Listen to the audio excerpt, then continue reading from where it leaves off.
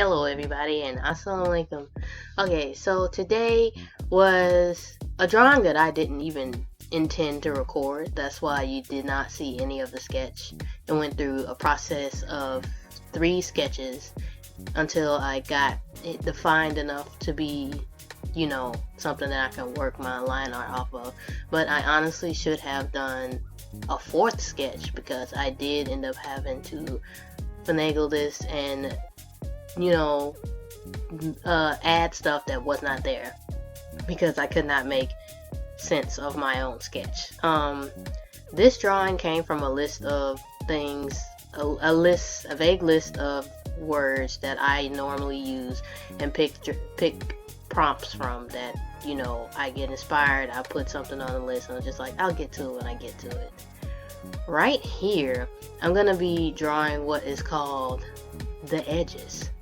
Not to be confused with the baby hair. Those fine lines,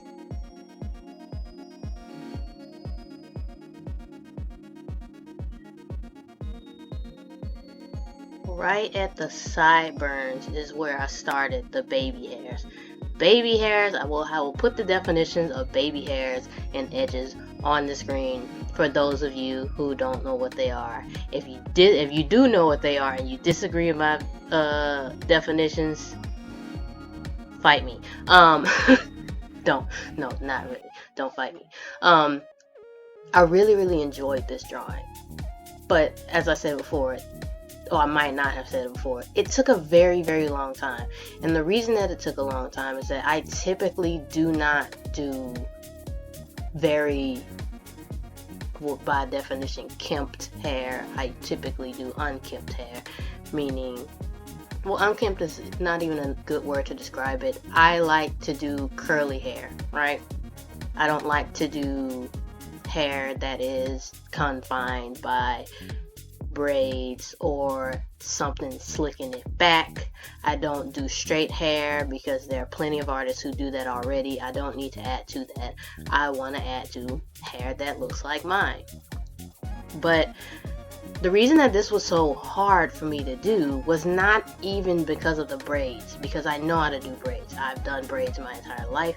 I braid my own hair. I draw my braids. I braided my hair one time and I looked at my braids and I was just like, yes, the pattern. I see you. But what my issue with this drawing was the kitchen. And if you're black, you know what a kitchen is. I'll put another definition up here of what a kitchen is. So I could not draw that for the life of me because I have drawn curly hair for so long that I could not figure out how to draw something that looked smooth or straighter. I couldn't. That's why I don't do hairstyles where the hair is slicked back where you can actually see the hairline or the edges. I don't typically do those because I have a really hard time now drawing that type of hair because I've gone so long without drawing it, trying to contribute to hair, like I said before, hair that looks like mine. So it was a struggle. I was just making stuff up.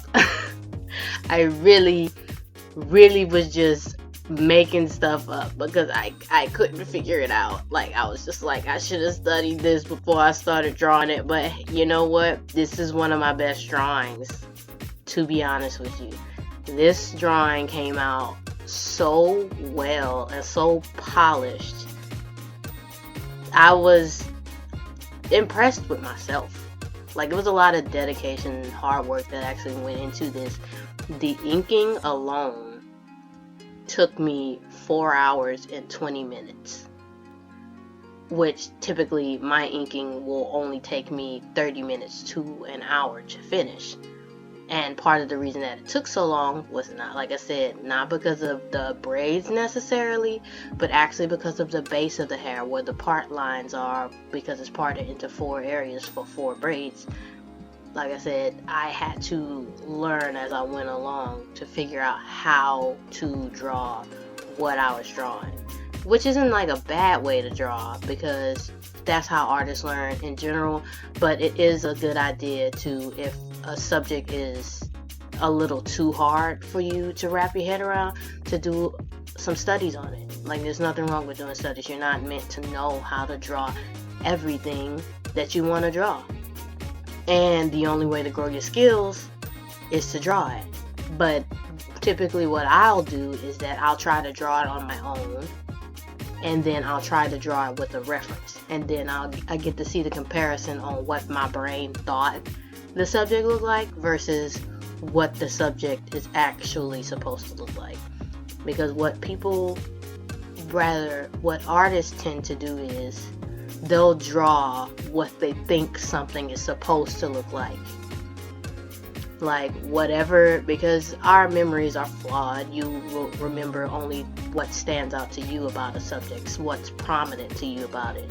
So you'll draw what you think it looks like rather than drawing what it actually looks like. If that makes any sense. I'm trying to explain it. As what my teacher told me, because I didn't understand it. She was a German lady, and I took her drawing one-on-one class, and she was just like, you're drawing what you think the flowers look like. You're not drawing the flowers. And I didn't understand what she meant by that until I got further along in her class, and I started actually, because it was a type of class where they set up a subject for you to draw in the middle of the room. Everybody is surrounding it, and everybody's drawing it from a different angle. It was that type of class. And so once I got further along in our class, I understood what she meant by I was drawing what I thought it looked like rather than drawing what I actually see.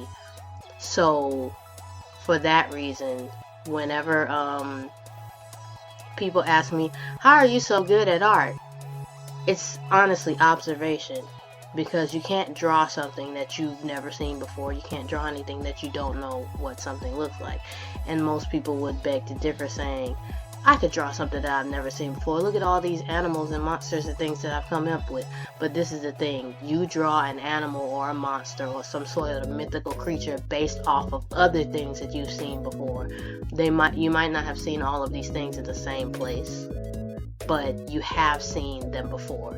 You might take the horns off of one creature, the legs off of another creature, the fur pattern from one creature, or the feathers from another creature, like some bird or something like that. So you can never draw anything that you've never seen before, because as a human, you're gonna pull from what you know. You can't pull from something that you don't know, because you don't know what you don't know. If that's my cat. If that makes any sense. She's trying to get into the room, but I can't let her in here. This isn't my room. My recording studio isn't my room. So I think that's all I have to say about the inking.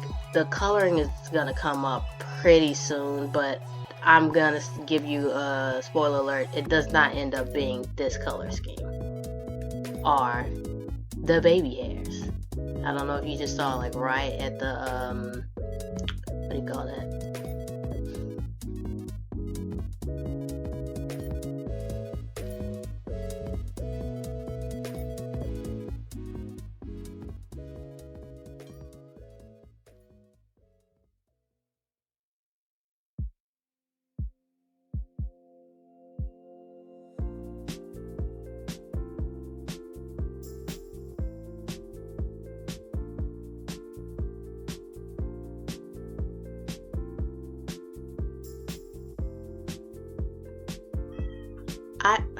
Jesus, Luna, I am back. So I had a really hard time figuring out what colors I wanted to use for this piece, because I did not do a color study before I started. And in my mind, I was like, I'm just gonna do, orange and blue, because that's my favorite complementary pair. But I didn't end up doing that. I ended up doing red and green, or variation of it. Pink is just a variation of red. Anyways, so that gray shade that you see around, that you saw me use in the beginning, that you see around the hand and around the underarm and things like that, that is actually a mixture of the two base colors, the pink and green. When you mix two complementaries, they end up desaturating each other, but it was just enough for it to work as a shading color, or rather a base shade layer, because I typically do shade in 3 layers. I'll do something to do a general definition of the shape. I'll try to deepen that with a second color, and then the third color I'll go just around the edges to make it pop. That's not something that you see in real life, honestly, but that's just something that I like to do. My favorite part of this drawing, believe it or not, has nothing to do with the braids or anything like that. I like her elbow. Oh my god, I love her elbow. Her elbow is everything. Her elbow is everything. Just look at that elbow. It's gonna keep clipping through, but just don't mind the choppiness. This took a long time, so I had to speed it up really fast. So if you see a lot of choppiness in the way the video skips and zooms out and then zooms back in, that's why. And that actually leads me to a good point. When you're drawing something and you're not quite sure how it's turning out or how it's looking, look at it from a different perspective. Look at it upside down, flip it. I know flipping it is usually a disaster, but if you flip your drawing as you're sketching it, then that whole flipping the thing and then it looks kind of crazy. Once you flip it, that'll go away. Like, you won't have that problem. That's typically what I do when I'm sketching. I'll flip my drawing back and forth to make sure everything is in the right place. But zooming out to see your overall product and see how it's going, to see if your shading or lighting is even making a difference from the point of view that it's going to be seen, is a very good idea. It's a very good practice to keep. Always zoom out when you're drawing.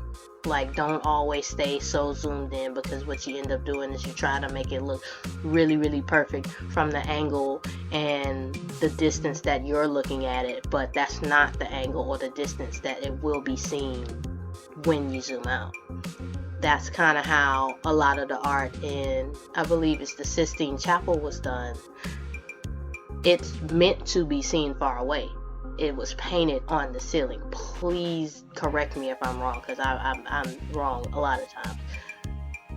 The paintings are on the ceiling, and he's not gonna paint that, from where he is, like looking at the ceiling super close, like maybe 2 feet away, just like, yes, this looks good from this angle. What he's gonna do is that he's gonna paint it so that it looks good from the angle that it's meant to be viewed.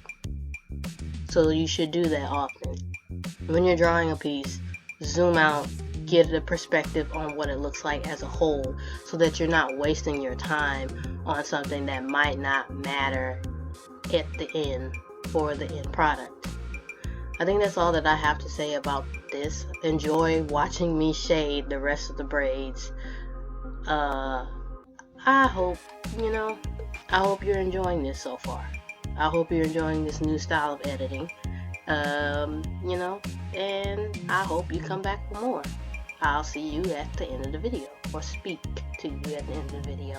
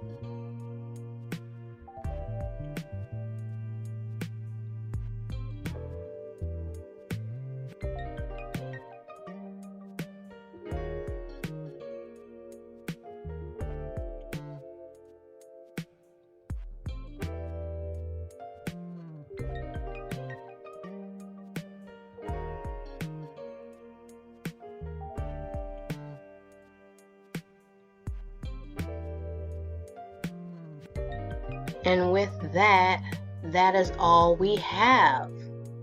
I really enjoyed this drawing, but it did take a very long time to draw, and I put a lot of hard work into my drawing, so I hope that people are able to see the detail, and I do feel like that was the case with this, because my likes on Instagram doubled on this one picture.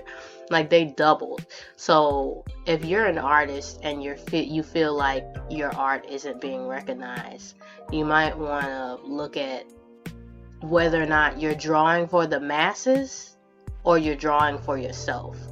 Whether you're trying to draw to just get something out there real quick so that you aren't irrelevant, or whether you're putting your all into trying to improve your art and having something that actually looks nice and presentable and, not necessarily has a meaning behind it, because you don't need a meaning behind your art. My art tends to have meaning behind it because I tend to draw black subjects, which we aren't represented very highly in the media or like in the artist realm of YouTube. But I hope you guys enjoyed. And remember, hard work pays off in the end. I read that in a fortune cookie that I was eating while I was drawing this picture, and it turned out to be true. I hope you guys come see another video of mine. I have an animation in the works right now, so be looking out for that. I hope you guys come back. Like, comment, share, subscribe. Follow me on all my social medias, especially my Instagram, because that's where I post all these pictures. You can't see them in full on YouTube, but you can definitely see them in full on Instagram. I hope you guys have a wonderful day, and I hope you come back next time. Bye.